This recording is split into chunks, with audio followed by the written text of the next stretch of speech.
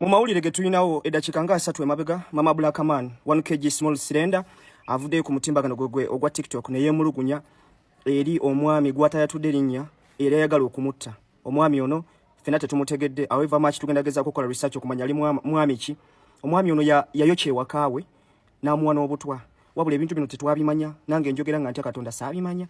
Omuntu watuukira okuwa obutwa Mama Black Man n'ayokya n'ewuwo woosula, n'ajja n'ayokya ekitanda kwosula. It means omuntu oyo ebyaddala batakwagala ku nsi. Eggule lino linfudde emotional. I've never done eggulire nga ndi ku side. Never in my life ngenda kisooka leero. Mama Black Man ebintu nga bino when they happen you have to open up and talk. Omutayinza kwokya woosula n'akuwa obutwa. Of course nga n'okumumanya omumanyi. Kitegeeza tuba tujja kera kumancha tuzukke ng'ofudde. Naye gwe you kept quiet n'osirika. Ffe tubeera nawe ne tusmilinga ne tuseka ne tulowooza you're fine. Kumbe you're not fine. At least abantu abamu nga ffe otugambako. N'otugamba munnaye. Omuntu bw'ati ne bw'ati ayagala kunzita ne tumanya nti bw'ofa tufuna we tutandikira. Okitegedde?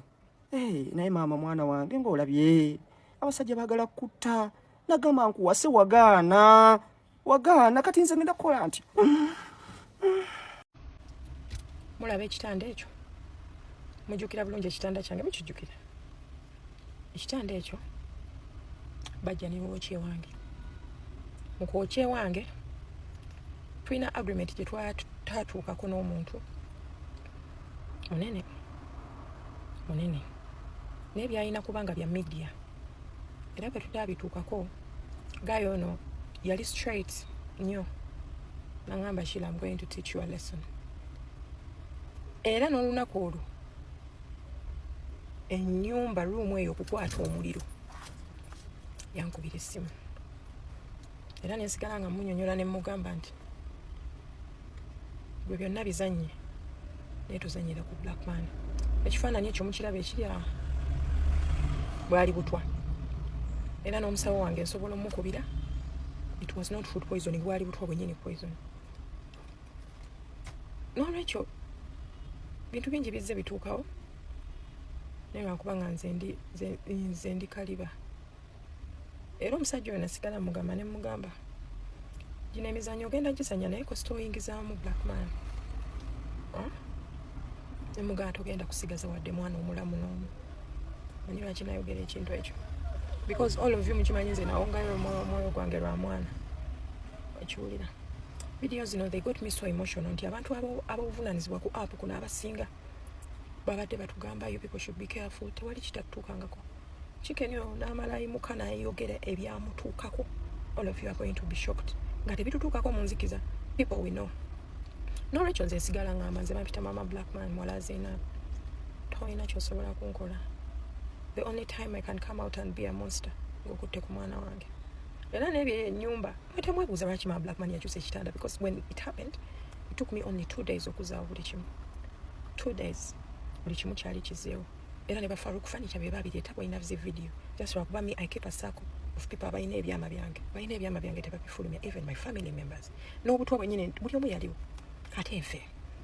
Era olwamala okundetoxifyinga wakina biki ne bampa bye bampa nali ngenze. Nenzira ne nkola ne video. Mujjukira video gye nakola nga ndi kukanula n'amaaso gonna galinga agagenda. N'olwekyo nsiba mbagamba nti you people keep saying politics as a dirty game. No? Bwekiri ku media wano kitukuta. Ekituyamba nti nno bapresenta bo baba tebabiyingiramu nnyo olwokubanga akasente kaba katono nti nno kimanyi naye batoopu kiwulira. N'olwekyo nze nsiba ngamba nti bye yatukoledde video of concerned badde njagala bagamba nti ne be mutugamba okwewala ewanene we tulina okuliira but be careful gye tuliira. Nze zi 5 stars zonna nziririddemu era ne gye naliira bye nalya yali restaurant eriko n'abakuba ne saluti oba onfuna ate nga ndina omuntu amanyikibwa. So you people njagala mbabuulira ekintu kimu nti nze me I cannot protect myself nze ng'omuntu but my job is to protect my son. Kyobola abantu abasinga bamumanyi bulungi nfuuka empologoma kubafuuka kwoyo omwana even nga tiimu nga byomutunuulira sibitegeera. Those who know me know me. N'olwekyo nyongera okubajjukiza nti no bw'oba oli mu media wano bingi zikisinga okuntaasa nti nobody can battle with me spiritually. Tosobola pose if you come physical with me. Kiraba Alright, okonsani yamwe yonna njiraba nze teri kyesitalaba ku mutala guno ate mbaagala nnyo kubanga buli yakoze vidiyo ng'agamba abaana abo balina okubeera careful temwabaddemu muntu muto bonna abantu bakulu ate bategera ate nga bakirowoozeza kiwulira Alright, nti sigala mbeeyanza ffe bwe twajja ku media you people are the ones who welcomed us nze mwanjagala nnyo ne mundagala ne mu embrace ng'era mukyanjagala ye security gye nsinga okuba nayo naye siiba mbagamba nti nze kenneekuumako kamala my job is to protect black man ebyange byo banzoganya okufa obufi naye nsigala nti nyimiridde nti tomanya naye nsigala mwagwa era kati mwina tuteega mwina tuwa butwa mwina tukuwa bukubi mututte embizimwe inze bampita mu press conference ngende mulowooza nze ndi musiru mwe mulowooza nze ndi musiru inze ndiko empewo zeewaffe indiko ne Katonda ekigenda okuntuukako nkimanya before kyova olaba mwegayimbi mwagapita mu press conference ne stajja sisobola kujja kuba kimanyi mukolagana ne media temwagala tubeerewo ategedde gamba nti deshi nkitegedde mutuyita ku press conference wammwe inze nabuuka emyaka egiri obumere nze nabuuka emyaka egikwata obusente inze siri munnaku bye mukuŋŋaanya babbuloga ba TikTok mubayite mubaliise embuzi inze temujja bindiisa temujja kundiisa malogo gammwe mpozi munsange wange munkube munzite ate nga ne wange waliwo kamera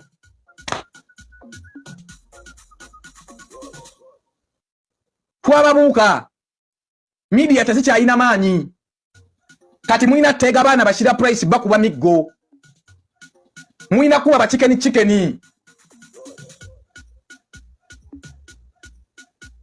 era kikeni ekyamu jema kindi asala agenda atandika sura enajera byali ebyo